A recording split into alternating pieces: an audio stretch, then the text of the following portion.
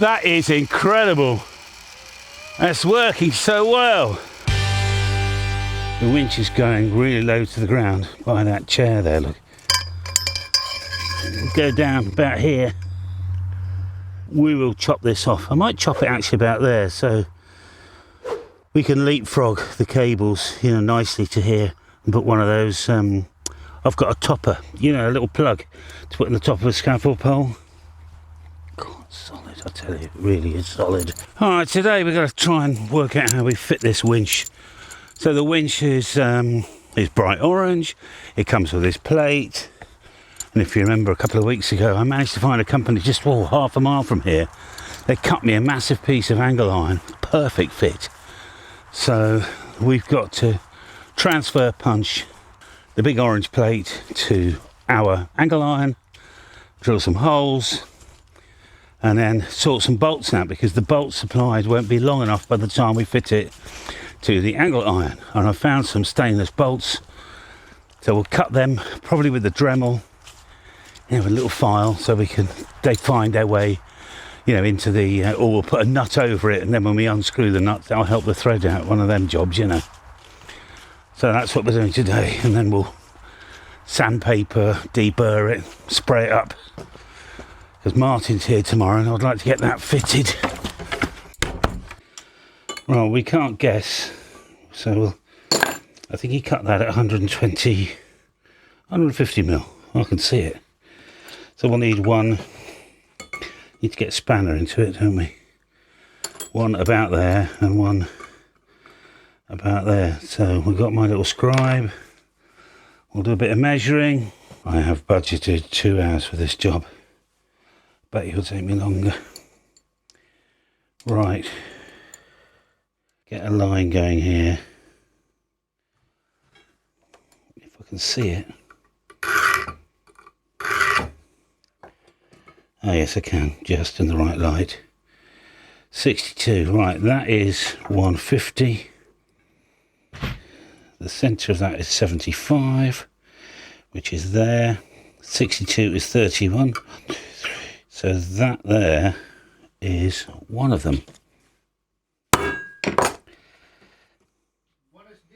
Is that Terry? That would be me, the one now. Ladies and gentlemen, this is Terry. He's come to help. Right, drill that out. Hello, mate. How are you? I didn't realise you were recording. Hello, yeah, no, don't worry. Everybody. It's fine.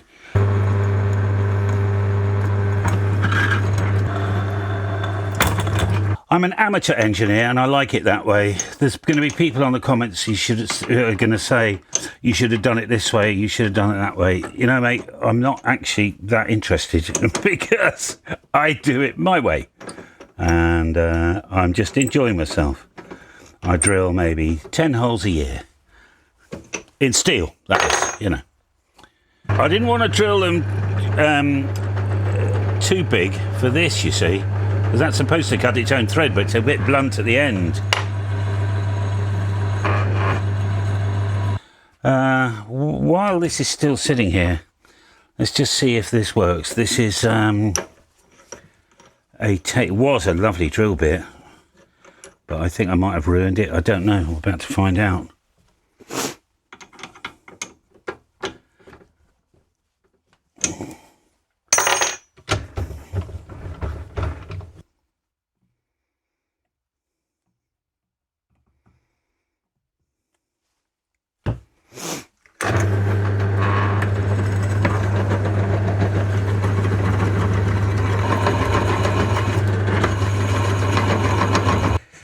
I had a standing search on eBay for a pillar drill, which is this, but not 3-phase. A lot of them are 3-phase, and I didn't know. I mean, it just so happens we've got 3-phase here, but this is single phase, and it's by Ajax. And I wrote to them. They said these are like rocking horse dung. Very rare, and it was incredibly expensive when they were new. They do a 3-phase version of this. It is literally thousands. I don't know why. Maybe because it's good.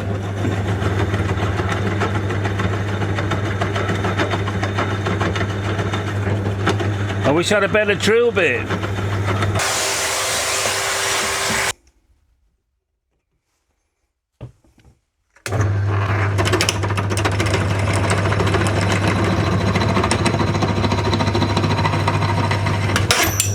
Whoops, broke that.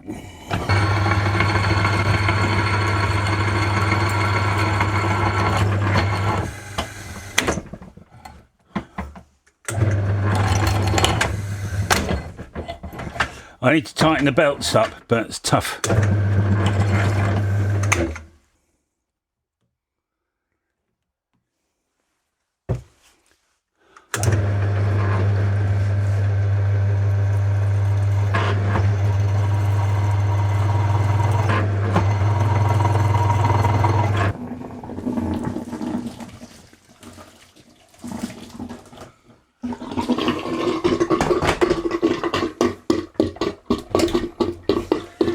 I can't hold it now. Wait. Ow. Okay, well, I'm going to blame Terry for this one. That's cock on, but they need opening out by 1mm. Okay? This would have been fine, other than the fact I put a dink in the wrong place and then moved it. So, hell. I have to take a step drill down there and open it right out and then use a washer. Blast. All right, well, I mean, you know, or do I drill different holes nearby? So this is a box of like professional tool bits, okay? I've just got to show you this because this is going through absolutely like butter.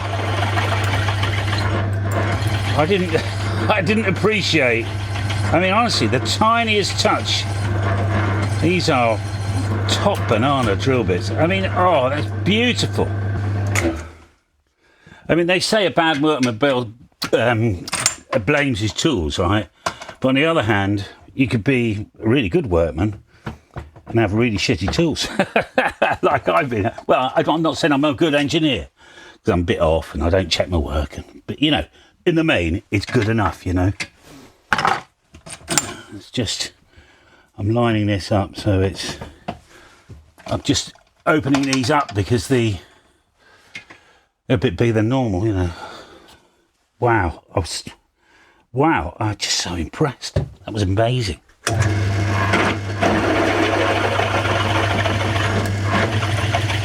Wow, wow.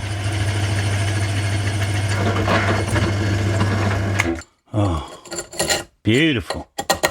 When we bought it from the man, it was his wife who actually helped us out with this into the car. He wasn't speaking. I got a funny feeling he might have had a stroke or something. He didn't say a word. And he used to do a lot of lawnmower repairs and things. And beautiful drill, it really is. I've tried to keep it oiled and everything, you know. I don't have official degreaser, so back to the fairy liquid thing.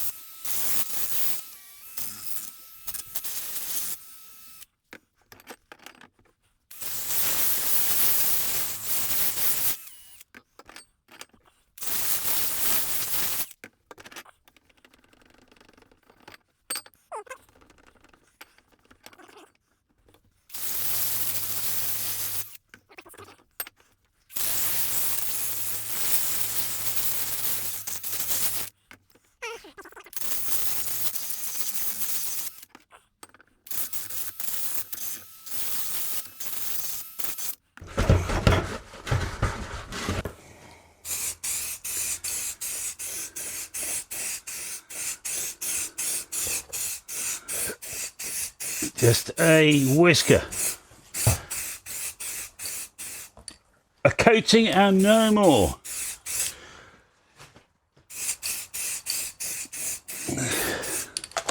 Weight 10, flip it over.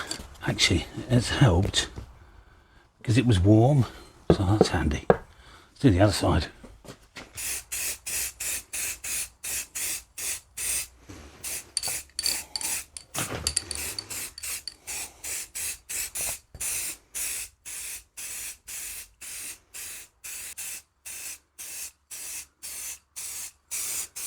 I painted that and I came in really early this morning and put some gloss paint on. I've worked out the bolts to put this onto the winch because this is a lot bigger than the supply bolts. We need to cut these. Now they supplied these galvanised things, but we're going stainless. And I've put a tiny washer between the two, a tiny air gap there that would periodically dry out. So that doesn't rust to that, that's all. Right, on to the next thing. We'll get the other one in once this is not too wobbly. Oh, undo that one, do that one up. I can't see where I'm going. There? Yeah, that's it. That's it. But I could actually screw all the way through there. You know, put a hole in it. Maybe. As long as it doesn't come flying off, we're all right. I don't think it's going to go very far if it does. No, that's right. Needs to go there, that's fine. That's fine. Alright, well, we'll tighten him up another day, or later. But we need to sort the cabinet out. Right, so how this works... Oh, black lead. I had somewhere. It's there on the winch. Disguised. Is obviously there's some sort of relay thing in here. So, and we wire a switch into it as well.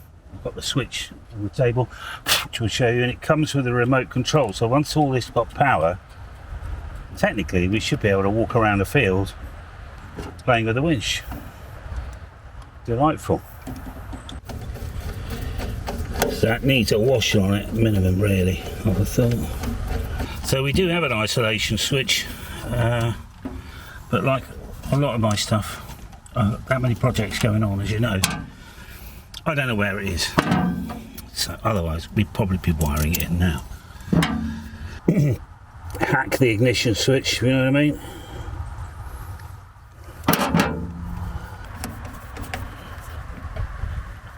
We have to both these buttons for so many seconds and it comes on. This is spool in, that's spool out. Good, right.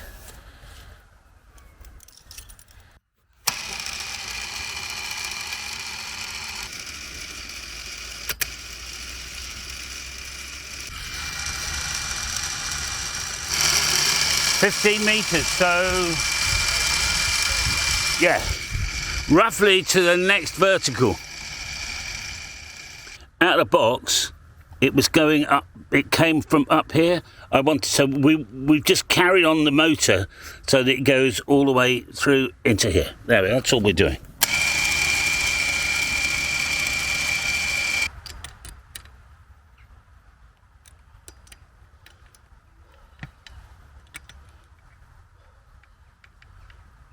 We'll cable tie there, we'll cut this back, get rid of all these under there.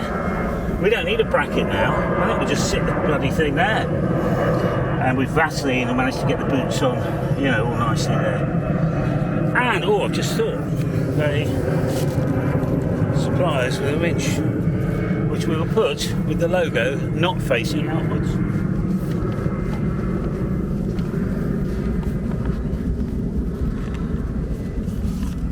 So it's live right now, if you know what I mean. I want to clunk, switch it off.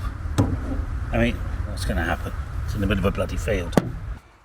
You're probably wondering, that battery's going to go flat, and it will. We just don't know how long. So we either put mains in here and have a battery charger that periodically we can charge up when we're not using the radio because it's probably going to be noisy, or we just swap battery out because I've got another one inside. Right now, I don't know. Right, make it nice.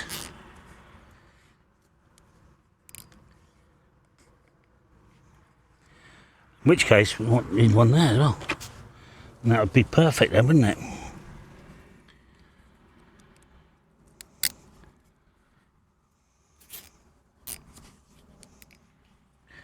Oh yes, that's the way to do it.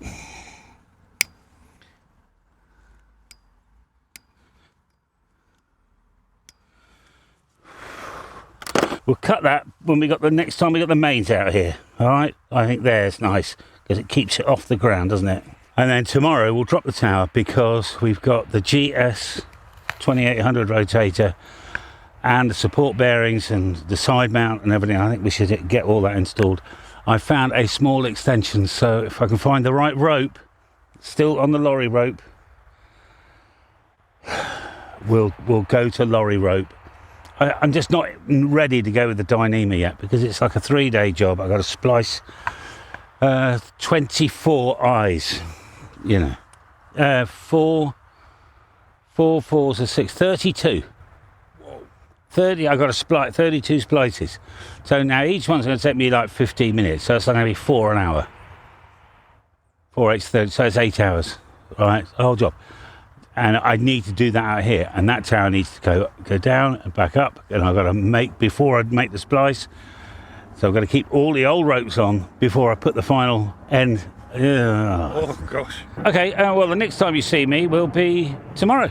It is the next day, so what I'm going to do is remove all this blue stuff and connect the winch, which I've put over here, obviously. Yeah. You've been watching that, and hopefully the battery's going to hold up. First thing we need to do is get rid of that quick release southeast corner of the Foursquare so that the tower can come and rest on it.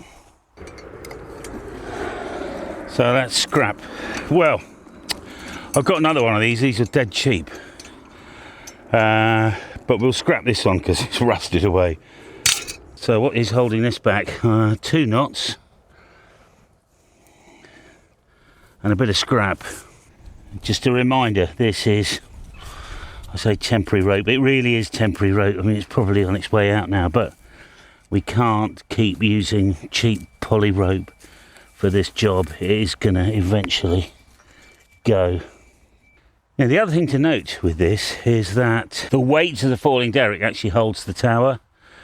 Obviously not in a breeze, but it does. But we need to put the side pieces on, which are over here.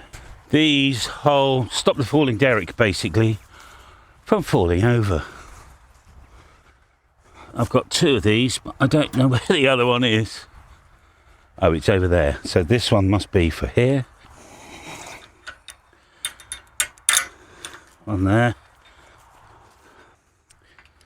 Where do I put that? I suppose that'll be fine. So these don't suffer much tension, to be honest. Well, it's a little bit. It's just to hold the falling-derrick straight, you know.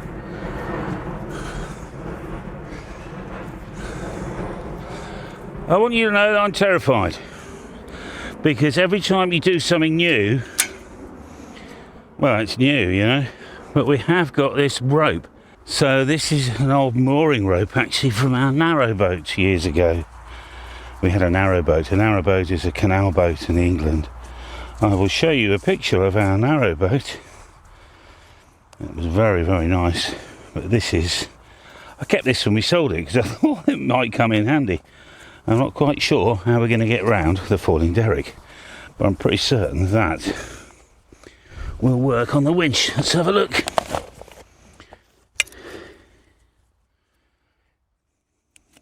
Yeah, it's fine. The reason I want using a bit of this is it's got a bit of shock. So when I do a sudden stop, because that's Dyneema rope, the tower's going to go jung, jung, jung, and shudder to a stop. So we'll use this rope. Okay, so it's actually doing nothing. The falling-derrick is literally holding the tower down. That's the only thing that's holding it right now, is the weight of this bar here. So what I'm thinking of doing is, if this will fit, which I'm hoping it might do. Yes, it does. So we'll come through here, then we'll make a massive alpine butterfly. One, that goes there, that goes over the top.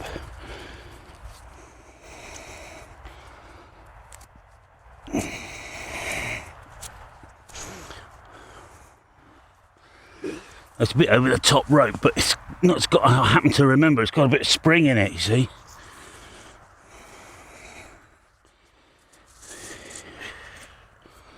So this was good for, I don't know, 20 tons or something. It was a good rope. Whoa! It's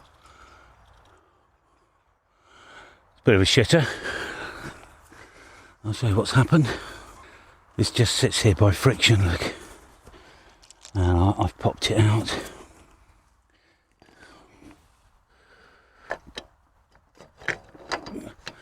It's not a biggie.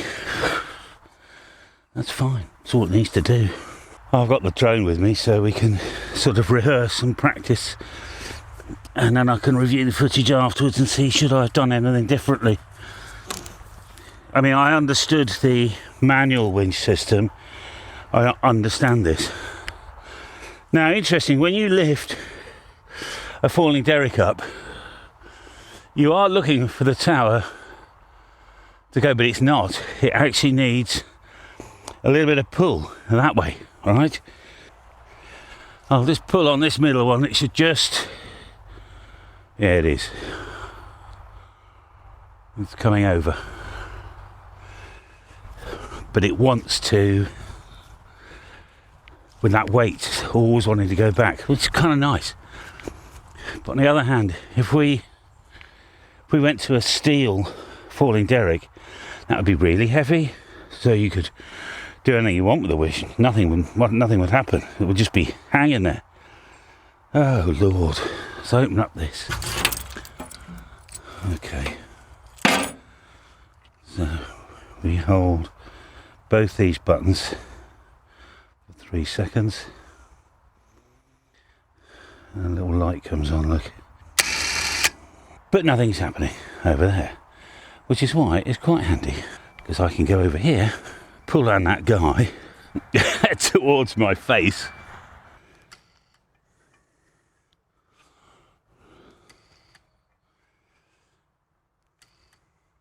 So this is what's going on over here. It's now at head height. Wind seems to be doing fine. There's not much pressure on this at the moment. I'm just tidying it up, making it pretty, because I like rope and lines flying everywhere.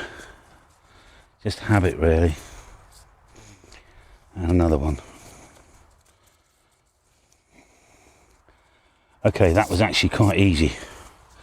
But like all these things, believe you me, I promise you, I have actually been thinking it through, right? So hopefully it should. It's like a thought experiment. You go, right, what can go wrong, what can go right? It's about 5 pounds of weight holding that. It's quite good. We've got a little launch platform, look, for the drone here. Straight into the 160 metre dipole. I forgot that was there. So now we're going to work out if these foundations are going to hold. There we go. Out.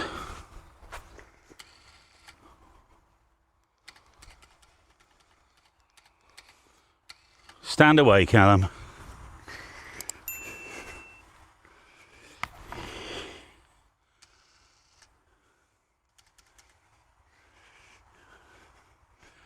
The yard is at an angle, I forgot.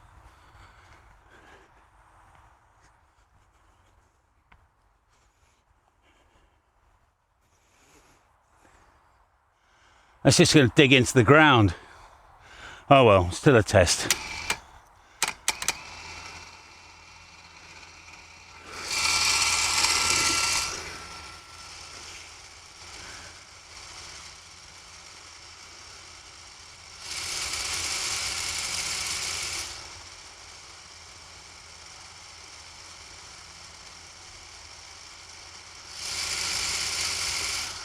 Bloody hell.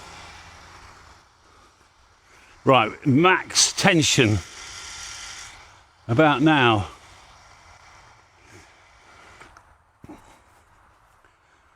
Okay, well, we'll put her back in, go inside, rotate the Yagi so we can get it all the way down. So let's put it back up now.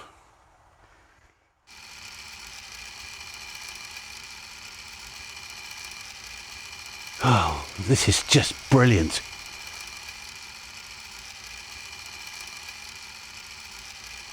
The Yagi's at an angle and I wanted to bring it down to fix it, before we did anything else. I can actually stand here, out the way, so if anything goes wrong, I'm not going to get hit, and I can watch for these cables, the guide wires and everything, in. And that big rope's got a nice bit of shock to it. Oh, man.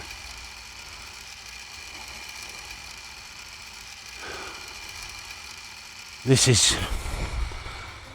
I can't believe it when a plan comes together, eh? Now, I've got to be careful here, because all of a sudden it'll take over. At this point here, it's on its own, look. It's just coming down.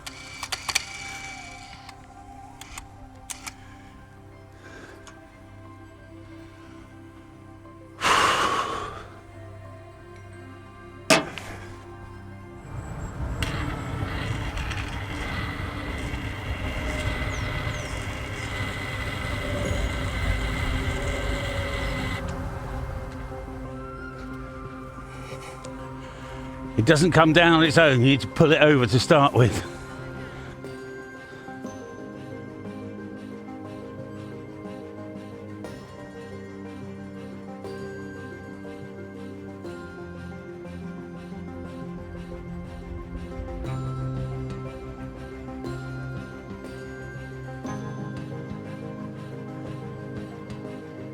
Insane.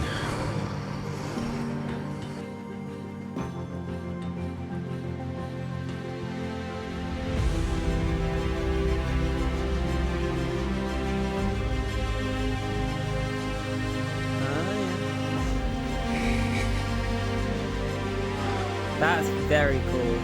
Yeah.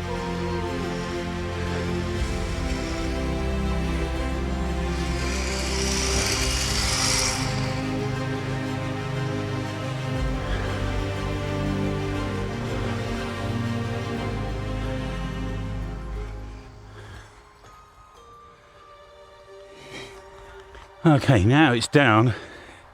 We can fix the, it was at a skew width. We need to twist it that way. Actually, I found a 13mm spanner, but if I undo this too much, it's going to fall. Yeah, I'll get more problems. I just want imply a little twist, so I'm just backing off these to a little bit.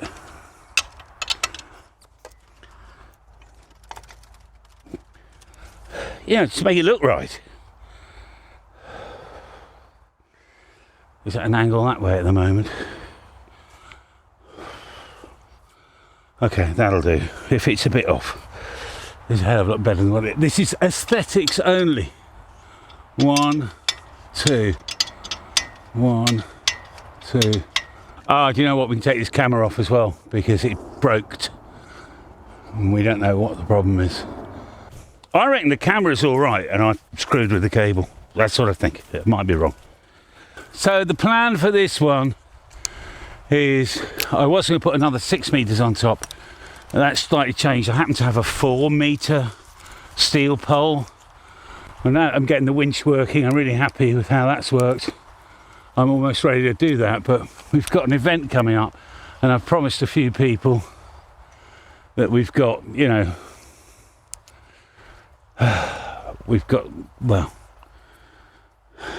I've promised a few people that they can have a play in CQ Worldwide, and I'm not quite ready, and so I think we'll only have 20 and 40 and 18 160, but 15 and 10 I'm a bit behind on because the amplifier is still not in the country either. So anyway, whatever. But we'll be ready for CQWPX as a multi-2 team. But it's an immense amount of fun building a huge station anyway. Well, I'm finding it is. What did I do with my knife? I think I'll just, take that out of the way. I've got to find some tape. Okay, the cable has gone all brown and yucky, so I've got water in the cable. I didn't seal it up properly. It's literally, looks horrible. So anyway, that's fine. I'm pleased about that because I want to cut that down there somewhere because we've got a magnetic sensor for the magnetic rotator. It's a software controlled rotator. So I bet you there's nothing wrong with that camera after all.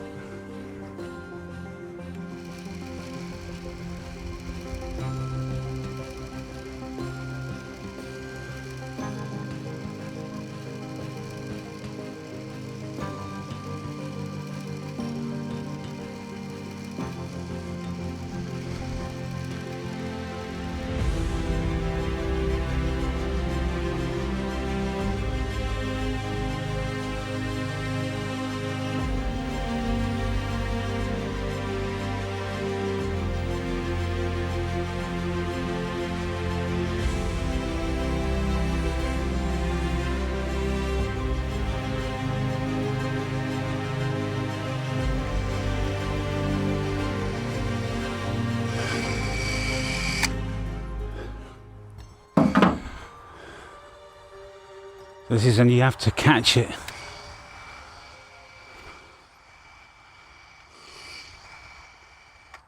That's it, I've got it. Gently down.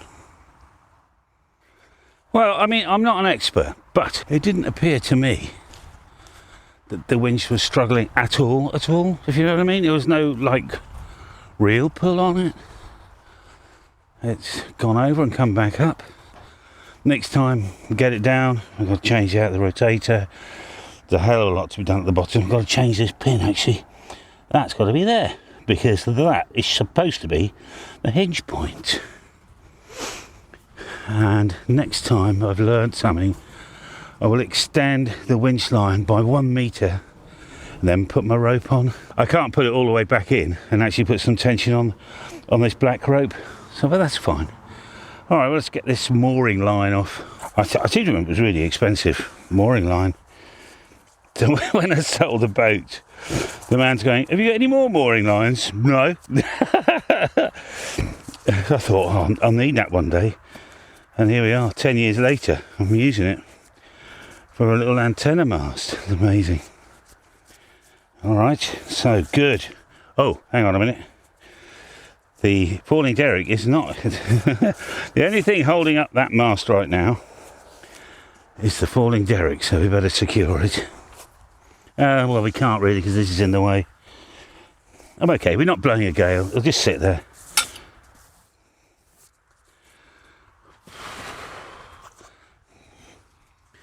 I'm pleased we've got the remote control thing. That's really cool, I think. I would say that is a win, and let me know your thoughts please, because you might have experience of winches. I specifically went out to make sure this was a wind out, wind in winch, not like a free spool. But anyway, so if you do that, I will put, well, it's a Winchmax. It's £3,000 actually. I thought it was 3,000 kilos. 1,200 kilos Winchmax. There's only one. It comes with 2 remote controls, 12 volts. You saw me install it. It's pretty easy, to be honest.